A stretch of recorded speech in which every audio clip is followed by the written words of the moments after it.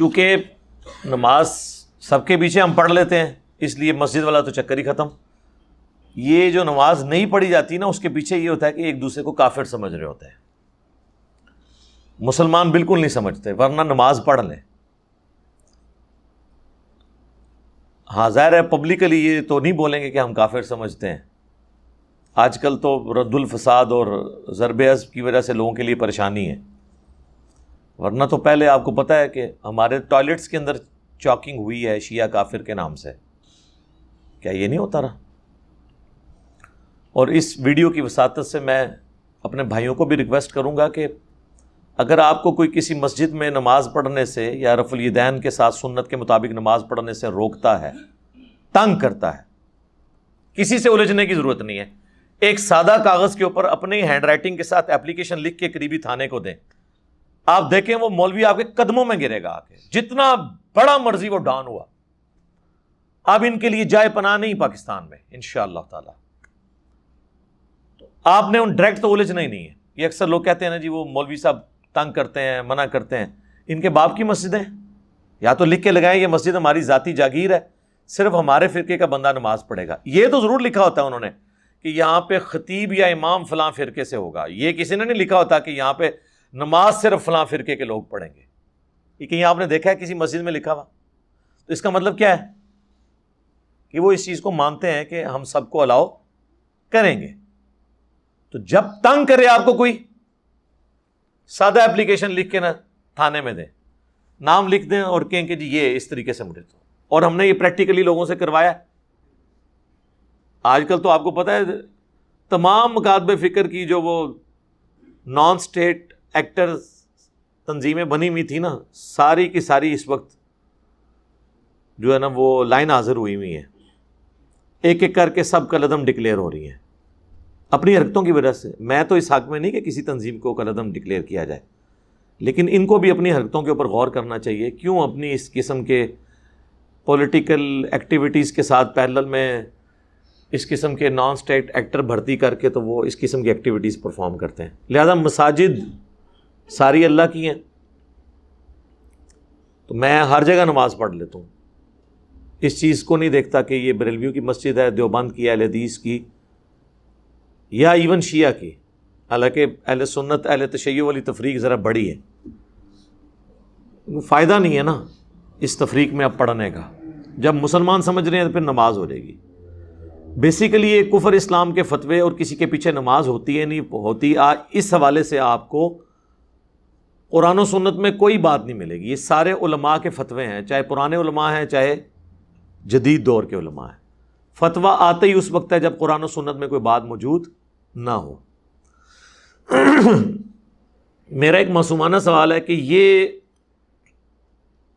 جو ایشو ہے کسی کے پیچھے نماز پڑھنے کا, کیا یہ کوئی فروعی مسئلہ تھا یا یہ کوئی جدید دور سے تعلق رکھنے والا مسئلہ تھا کہ اس کے اوپر آج کے علماء کے فتووں کی ضرورت ہوتی؟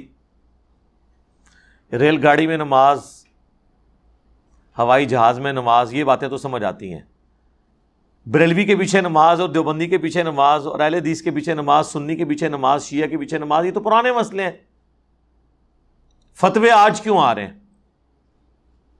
حالانکہ اس سے زیادہ گمراہ کن فرقے صحابہ کے دور میں موجود تھے.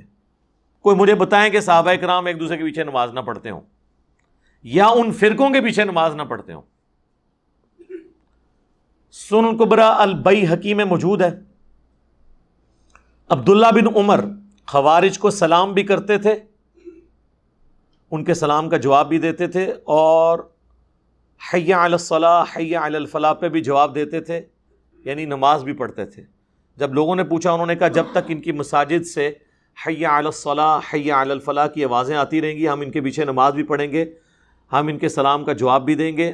لیکن جب یہ ہمیں کہیں گے کہ ہم اپنے مسلمان بھائیوں کو قتل کریں تو ہم ان کا ساتھ نہیں دیں گے. اور معذرت کے ساتھ ہماری عوام جو ہے وہ قتل کرنے میں ساتھ دیتی ہے, نماز ایک دوسرے کے پیچھے نہیں پڑھتی.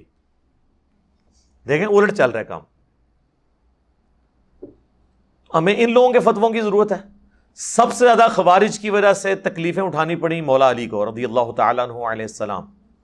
مولا علی نے تو کبھی نہیں کہا ان کے پیچھے نماز نہیں ہوتی, یہ کافر ہے. المصنف ابن ابی شیبہ میں موجود ہے، جب حضرت علی سے پوچھا گیا خوارج کے بارے میں تو انہوں نے فرمایا، پوچھا گیا کیا یہ منافق ہے؟ انہوں نے کہا منافق تو نہیں ہے، اگر منافق ہوتے تو اللہ کا ذکر بہت کم کرتے، جس طرح قرآن میں ہے کہ منافق تو تھوڑا اللہ کا ذکر کرتے ہیں، یہ تو بڑی لمبی نمازیں پڑھتے ہیں۔ پوچھا گیا کافر ہیں؟ فرمایا کافر بھی نہیں ہے، یہ کفر ہی سے تو بھاگے ہیں، انہوں نے یہ سمجھا کہ میں کافر ہو گیا ہوں اس لیے مجھے چھوڑ گئے، تو کفر سے تو شدید نفرت کرتے ہیں۔ تو اب تین ہی کیٹیگریز ہو سکتی ہیں نا، یا کوئی منافق ہوگا یا کافر یا مسلمان۔ تو پوچھا گیا پھر یہ کیا ہے؟ تو کہا گیا کہ یہ ایک گروہ ہے جس نے ہم سے بغاوت کی ہے۔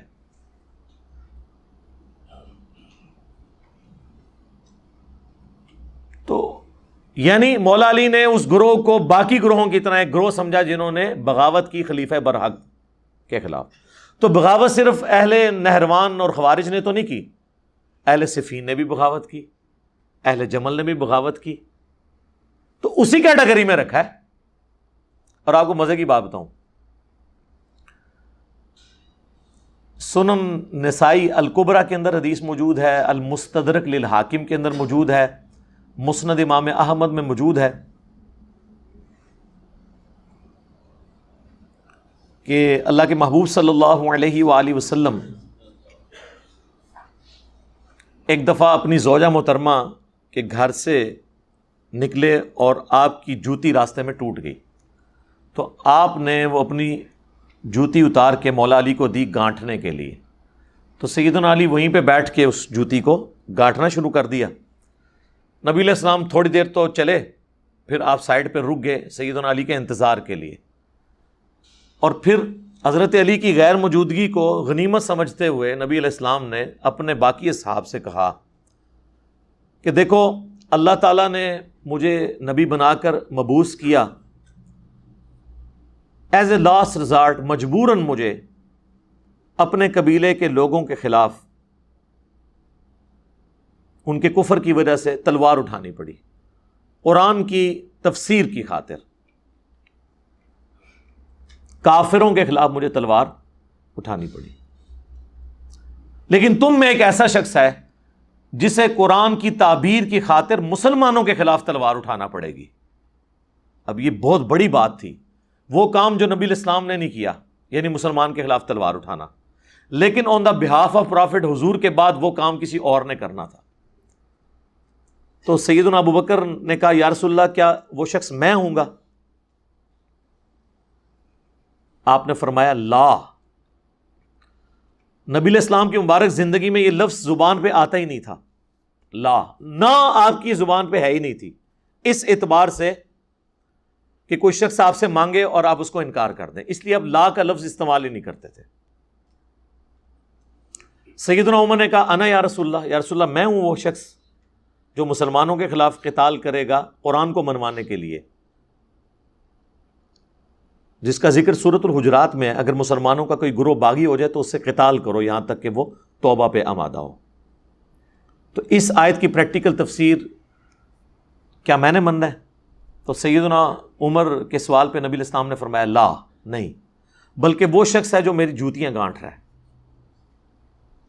تو صحابہ اکرام دوڑے مولا علی کی طرف اور انہیں جا کے بتایا کہ اتنی بڑی بشارت آپ کے لیے کہ آپ نے نبی علیہ السلام کے بہاف پہ مسلمانوں کے خلاف تلوار اٹھانی ہے، ان کا قبلہ درست کرنے کے لیے، جس طرح نبی علیہ السلام نے ایز اے لاسٹ ریزارٹ کافروں کے خلاف تلوار اٹھائی۔ تو سیدنا علی مسکرا پڑے، صحابہ کہتے ہیں ہم سمجھ گئے کہ حضرت علی کو یہ بات پہلے سے معلوم تھی، آپ کا جو فیس ایکسپریشن تھا وہ یہ بتا رہا تھا کہ آپ کو یہ بات پہلے سے معلوم تھی۔ اب یہ حدیث ان کے گلے کا کانٹا ہے، کن کا؟ جو کہتے ہیں ایک دوسرے کے پیچھے نماز نہیں ہوتی، کیونکہ جب ہم کہتے ہیں نا خوارج کی بات کرتے ہیں نا ان سے، تو کہتے ہیں نہیں خوارج تو کافر ہیں، ان کی مثالیں نہ آپ دیں، ان کو تو کہتے ہی خارجی ہیں۔ لیکن جب یہ حدیث آتی ہے اور ہم کہتے ہیں یہ سیدنا علی نے کن مسلمانوں کے خلاف تلوار اٹھائی؟ جنگ جمل والوں کے خلاف، بلکہ مجبوراً اٹھائی تلوار تو انہوں نے اٹھا لی تھی، ظاہر ریٹ آف دی گورنمنٹ کو چیلنج کیا تو پھر ریٹ آف دا گورنمنٹ تو اسٹیبلش کرنی تھی سیدنا علی نے، اسی وجہ سے مجبوراً ان کو اپنا دارالخلافہ کوفے شفٹ کرنا پڑا مدینہ شریف سے۔ کیونکہ سیدہ عائشہ، سیدنا طلحہ، زبیر رضی اللہ عنہم اجمعین، ہم تو ان کے لیے احترام رکھتے ہیں الحمدللہ، دنیا اور آخرت میں اللہ کے مقرب لوگوں میں سے ہیں وہ، ان کی غلطیوں پر ان کی نیکیاں بھاری ہیں الحمدللہ۔ تو اب ریٹ آف دا گورنمنٹ کے لیے بجائے دھرنا جو ہے وہ مدینہ شریف میں آ کے دینے کے، جہاں پہ خلیفۃ المسلمین بیٹھے تھے، انہوں نے جا کے کوفے پہ خود چڑھائی کرنا شروع کر دی، تو پھر سیدنا علی کو مجبوراً یہاں سے نکل کے عراق جانا پڑا۔ جب ہم یہ بات کرتے ہیں کہ میرے بھائی یہ دیکھیں یہ سارے معاملات، اب تو محرم کا مہینہ بھی آنے لگا ہے، تو مجھے بائی چانس یہ باتیں ذہن میں آنا شروع ہو جاتی ہیں، لیکن اس سے جڑی ہوئی ہیں۔ ہم کہتے ہیں مسلمانوں کے خلاف جو تلوار اٹھائی نا، اس سے مراد پھر جنگ جمل والے اور جنگ صفین والے لوگ ہیں، کیونکہ مسلمان تو حضرت عائشہ، طلحہ، زبیر رضی اللہ عنہم اجمعین اہل جمل، اور اہل صفین میں حضرت معاویہ، حضرت عمر بن عاص اور حضرت مغیرہ ابن شعبہ رضی اللہ عنہم اجمعین، یہ ہیں۔ وہ کہتے ہیں نہیں نہیں نہیں، یہ مراد نہیں ہے، ان سے مراد خوارج ہیں، کیونکہ حضور نے فرمایا تھا مسلمانوں کے خلاف حضرت علی کو تلوار اٹھانی پڑے گی۔ تو یہ جو آپس کی ان کی جنگیں نا، ان میں ہمیں خاموش رہنا چاہیے۔ یہ حضرت علی نے ان کے خلاف جو تلوار اٹھائی نا، اس مسئلے کو ڈسکس نہ کریں۔ یہ جو حضور نے کہا تھا نا کہ نبی علیہ السلام کی ڈیوٹی پوری کریں گے حضرت علی، اب یہاں ماننا پڑ جائے کہ حضرت علی نے جنگ صفین اور جمل رسول اللہ کی ڈیوٹی پوری کی ہے، تو پھر ان کی پوری ناسبیت دھڑام سے نیچے آ جاتی ہے۔ تو پھر وہاں کہتے ہیں نہیں نہیں، یہ جو کہا گیا نا مسلمانوں کے خلاف تلوار اٹھانی پڑے گی، اس سے مراد خارجی ہیں۔ تو سر پھر خوارج کو آپ نے مسلمان مان لیا۔ اگر خارجی مسلمان ہے تو بریلوی، دیوبندی، اہل حدیث، شیعہ کیوں نہیں مسلمان؟ حالانکہ خارجی جو ہیں وہ صحابہ کو کافر کہتے تھے۔ تو آج اگر کوئی کہتا ہے جی فلاں کافر فلاں کافر، اس کی بنیاد پہ آپ اسے کافر نہیں کہیں گے، لیکن اس کی اصلاح ضرور کریں گے کہ اس کی وجہ سے کفر دون الکفر تو ہو جائے گا نا، یعنی کفر لوٹ آتا ہے جو بندہ ناحق کسی کو کافر کہتا ہے، لیکن اس کے پیچھے بھی پھر پوری وہ ایک شرائط ہے، ایک معاملہ لاتا ہے۔ تو میں نے آپ کو بتایا کہ صحابہ کرام میں اتنی ٹالرنس تھی۔ سیدنا عثمان کو دیکھیں، صحیح بخاری میں اوپر تلے دو حدیث ہیں 694 اور 695، اس پہ باب باندھا امام بخاری نے بدعتی اور باغی کے پیچھے نماز پڑھنے کا حکم، یعنی بدعتی ہو باغی ہو اس کے پیچھے آپ نماز پڑھیں گے۔ اور پہلی حدیث لے کے حضرت ابو ہریرہ سے کہ وہ کہتے ہیں کہ نبی علیہ السلام نے فرمایا کہ ایک وقت آئے گا کہ ایسے امام تم پر مسلط ہوں گے جو تمہیں غلط نمازیں پڑھائیں گے۔ تو حضرت ابو ہریرہ نے کہا یا رسول اللہ میں کیا کروں؟ فرمایا ان کے پیچھے نماز پڑھ لینا، ان کی غلطی کا وبال انہی پہ ہوگا۔ یعنی اگر کوئی امام رفع الیدین نہیں کرتا تو اس کی غلطی کا وبال اس پہ، آپ اس کے پیچھے نماز پڑھ لیں۔ آج کے دور میں تو ہم یہ بات کریں گے۔ ویسے تو حنفی آپ کو کہتے ہیں جناب کہ جی جب امام حنفی ہو تو آپ پیچھے رفع الیدین چھوڑ دیا کریں، امام کی پیروی کریں۔ ہم کہتے ہیں ٹھیک ہے، پھر قائم رہنا ہے اپنے وضو کو، اب توڑنا نہیں ہے۔ تو تم حج کی ٹریننگ کے دوران حنفی پبلک کو یہ بتاتے ہوگے کہ امام کعبہ رفع الیدین کرتا ہے، امام کی پیروی کرنی چاہیے، لہٰذا سارے بریلوی دیوبندی جب حج عمرے کے لیے جائیں تو رفع الیدین سے نماز پڑھیں۔ ہیں اگو پریشان ہو جاتے تھے، انہوں نے سوچ ہی نہیں ہوتا کہ اتنا برا وقت آنا سی ساڈے تے کہ ایسی شے نہ تے مسلط ہونی سی جس نے ٹرنز دا ٹیبل اوور کرنا تھا، انہی کے اصول اور مبادی پہ ان سے سوال کرنا تھا۔ جی جب آپ ہمیں مشورہ دے رہے ہیں کہ ہم بغیر رفع الیدین کے آپ کے اماموں کے پیچھے نماز پڑھیں، تو آپ بھی اپنی حج ٹریننگ کی کتابوں میں ان سیشنز کے اندر لکھیں نا کہ آپ نے امام کعبہ کے پیچھے رفع الیدین کے ساتھ جا کے نماز پڑھنی ہے، امام کی پیروی کرنی چاہیے۔ ادھر ان کے سارے اصول ٹوٹ جائیں گے، لہذا ان کی منافقت کھل جائے گی۔ میں نے ان کے جو میک اپ زدہ چہرے تھے نا، ان سے صرف میک اپ نہیں، ان کی کھالیں بھی اتار دی ہیں۔ آپ کو پتہ ہی تھا انہوں نے ماسک چڑھائے ہوئے تھے، بعض نے داڑیاں رکھی ہوئی ہیں، بعض نے داڑیاں لٹکائی ہوئی ہیں۔ یہ مفتیوں کی ویڈیوز نہیں آ رہی ہیں آپ کے سامنے؟ 70 سال کے مفتی کس طرح کی ایکٹیویٹیز کے اندر انوالو ہیں۔ تو یہ بیسیکلی مسجدیں علیحدہ اسی لیے انہوں نے کی تاکہ ان کی آئیڈینٹی قائم رہے۔ اچھا، امام بخاری اس کے نیچے 695 نمبر حدیث لے کے آئے، سیدنا عثمان جب محصور ہو گئے، بلوائیوں نے ان کے گھر کو گھیر لیا، مسجد نبوی تک جانے پہ ان کے روک لگا دی. تو سیدنا عثمان کے پاس ایک صحابی حاضر ہوئے، انہوں نے کہا کہ ہمارے امام تو آپ ہیں، ظاہر ہے پولیٹیکل امام بھی اور مسجد کے امام بھی. اس وقت تو خلیفۃ المسلمین ہی نماز پڑھاتا تھا.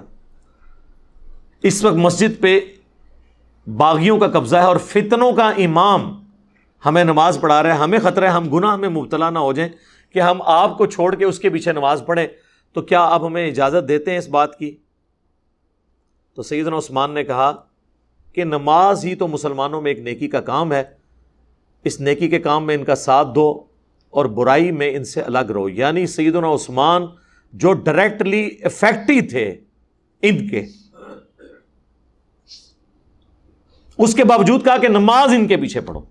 آپ دیکھ لیں حضرت عثمان کی سنت پہ اس وقت میں عمل کر رہا ہوں خود بھی، بلکہ ایک سٹیپ آگے چلا گیا ہوں اس حوالے سے کہ حضرت عثمان کو تو وہ نکلنے نہیں دیتے تھے.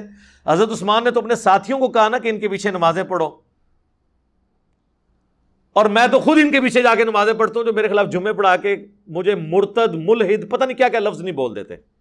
تو حوصلہ آپ دیکھ لیں.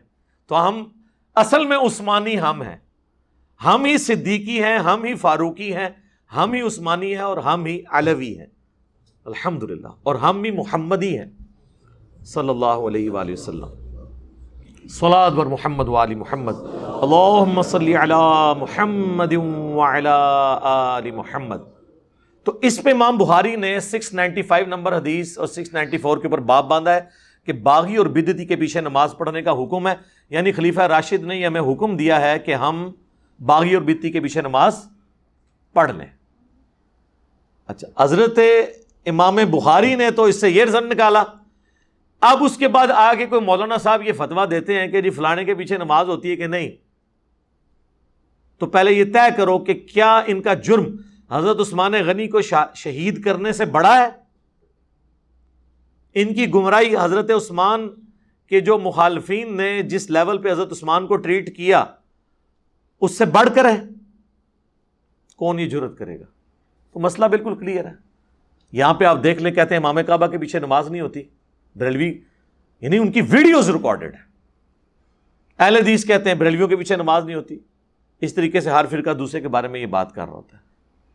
صرف شیعہ کے اندر میں نے ٹالرنس دیکھی ہے، اور وہ بھی اس لیے کہ ان کی ایک سمجھ لیں اپنی فقہ کے اندر یہ چیز موجود ہے، اس کی وجہ سے وہ اس کو فالو کر رہے ہیں کہ وہ سب کے پیچھے نماز پڑھ لیتے ہیں. امام کعبہ کے پیچھے آپ کو بریلوی نماز پڑھتے ہوئے کم نظر آئیں گے. اہل تشیع سب کے سب امام کعبہ کے پیچھے نماز پڑھتے ہیں. وہ کہتے ہیں ہو جاتی ہے نماز. نمازیں الگ نہیں کرنی. نمازیں اس لیے الگ کی گئیں کہ اس کے پیچھے مینٹالٹی سمجھیں. یہ ایک دوسرے کو کافر کیوں کہا گیا؟ تاکہ ہمارا بندہ دوسرے کی مسجد میں نہ جائے، تاکہ ہمارا چندہ دوسرے مسجد میں نہ جائے. ہاں، پیچھے ریزن ہی یہی ہے، واللہ یہی ریزن ہے، ایک ہی ریزن ہے. جب تک آپ ایک دوسرے کو کافر نہیں کہیں گے تو پبلک تو مکس ہوگی. وہ کبھی قربانی کے جانور میں وہاں جا کے حصہ ڈال لے گی، کھال کسی اور کو دے دے گی. جب آپ کہیں گے یہ ہے ہی کافر ہے، ان کے پیچھے نماز نہیں ہوتی ہے، تو آپ نے جا کے وہاں پہ جب گھسنا ہی نہیں تو چندہ ان کو کہاں سے جا کے دینا ہے؟ ایون کہیں مجبوراً گھس بھی گئے تو چندہ دیے بغیر آپ واپس آ جائیں گے. تو بیسیکلی یہ ریزن تھی جس کی وجہ سے انہوں نے کہا ایک دوسرے کے پیچھے نماز نہیں ہوتی. صحابہ کرام میں یہ لالچیں موجود نہیں تھیں کہ وہ اس طرح کے کام کرتے ہیں، اس لیے انہوں نے کبھی یہ فتویٰ نہیں دیا کہ فلاں کے پیچھے نماز ہوتی ہے، فلاں کے پیچھے نماز نہیں ہوتی. وہ ہمیشہ ایک دوسرے کے پیچھے، ایون گمراہوں کے پیچھے نمازیں وہ پڑھتے رہے ہیں. وہ گمراہ بھی جن کے بارے میں آج لوگ کہتے ہیں جی وہ کافر تھے، یعنی مختار سقفی کے جو ماننے والے لوگ تھے ان کے پیچھے عبداللہ بن عمر سن الکبریٰ البیہقی میں آتا ہے کہ خوارج کے پیچھے بھی نماز پڑھتے تھے اور ان کے پیچھے بھی نماز پڑھتے تھے. ایون وہ حکمران جنہوں نے مال غنیمت میں خرد برد کیا، ان کے پاس زکاتیں بھی اپنی جمع کرواتے تھے. بھئی ہم تو بری ذمہ ہو گئے ہیں، اب جو غلطی ہے وہ ان کا وبال انہی پہ ہوگا. یہاں پہ ایک دوسرے کے پیچھے نماز پڑھنے کا کوئی تصور نہیں، پیچھے چندہ بک ہے. اسی کانٹیکس میں تو میں نے آپ کو فتویٰ بتایا تھا نا اعلیٰ حضرت کا، احکام شریعت کے اندر اور ملفوظات اعلیٰ حضرت ملفوظات اعلیٰ حضرت کی پہلی جلد تو خود اعلیٰ حضرت نے پڑھی ہوئی ہے، لہٰذا کوئی یہ کہہ نہیں سکتا کہ ان کے بیٹے نے اپنی طرف سے گپیں ان کی طرف منسوب کر دی ہیں۔ ملفوظات اعلیٰ حضرت کے اندر ان سے 3 سوال ہوئے ہیں۔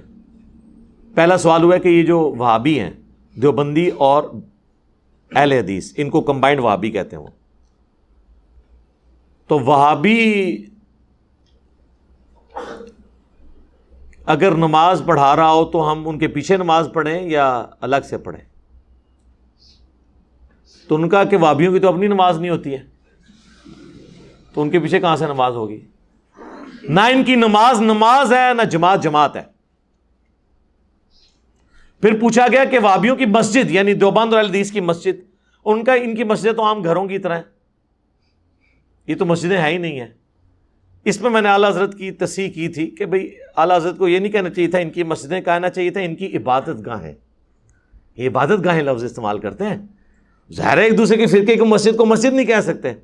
ان کی عبادت گاہیں جو ہیں وہ عام گھروں کی مثل ہیں، یعنی جیسے گھر میں نماز پڑھی اسی طریقے سے ہے، کیونکہ وہ قدغن نہیں لگا سکتے۔ وہ بخاری مسلم میں حدیث ہے کہ اللہ نے مجھے 5 ایسی خصوصیات دی ہیں جو کسی پیغمبر کو نہیں دی، ان میں سے ایک یہ ہے کہ پوری زمین میرے لیے سجدہ گاہ ہے، کہیں پہ بھی میرے امتی نماز پڑھ سکتے ہیں، تو وہ اس کیٹیگری سے باہر نہیں نکال سکتے تھے۔ تیسرا پوچھا گیا ان کی اذان، تو انہوں نے کہا کہ نماز اور جماعت کی طرح ان کی اذان بھی باطل ہے، البتہ اللہ کا نام آ جائے تو آپ عز و جل یا جل جلالہ اور نبی علیہ السلام کے مبارک نام پہ صلی اللہ علیہ وآلہ وسلم کہہ لیں، باقی ان کی اذان بھی اذان نہیں ہے۔ اور بقول ہمارے خادم رضوی صاحب رحمہ اللہ تعالی، انہیں کہ چھڈو وہابیاں دی کیڑی اذان ہے، یہ تو سوراں دے سور نے، ٹھیک ہے۔ یہ جاندے جاندے اتنا بڑا، جس طرح ہیروشیما اور ناگاساکی پہ جب ایٹم بم پھینکا گیا تھا نا، تو جاپان کے جہاز تو سمندری سفر میں، پیسیفک اوشن میں، اٹلانٹک میں کس طرح چڑھ دوڑے تھے اپنے مخالفین کے خلاف، امریکہ کے خلاف، لیکن 2 ایٹم بم گرنے سے جاپان جنگ ہار گیا۔ یہ ایک ایٹم بم جو گرایا ہے نا خادم رضوی صاحب نے، چھڑ دو وہابیاں دی کیڑی گل ہے، انہاں دی اذان دا کی احترام، یہ تے سوراں دے سور، ان کی اذان کا کیا احترام، یہ تو سوروں کے سور ہیں۔ جیسے سور یعنی خنزیر بدترین جانور ہے، اس طرح انسانوں میں یعنی سوروں کے اندر سب سے بدترین یہ ہیں بقول ان کے۔ اس کے بعد انہوں نے اگر کہیں پہ کوئی ایک اتحاد امت کی فضا جعلی قائم بھی ہوئی تھی نا ان کے درمیان، جو میں کہتا ہوں یہ ایکٹنگ کر رہے ہوتے ہیں، یہ کر ہی نہیں سکتے اتحاد، ان کے بڑوں نے ان کو علیحدہ کیا ہوا ایک دوسرے کو، تو وہ بھی ختم ہو گئی۔ اسی طریقے سے ہیں سارے۔ تو نماز سب کے پیچھے پڑھیں جی۔ یہ سوال ایسا تھا کہ جو متقاضی تھا میں اس پہ تفصیلی بولتا، اس لیے میں نے ہر اینگل سے کوشش کیا۔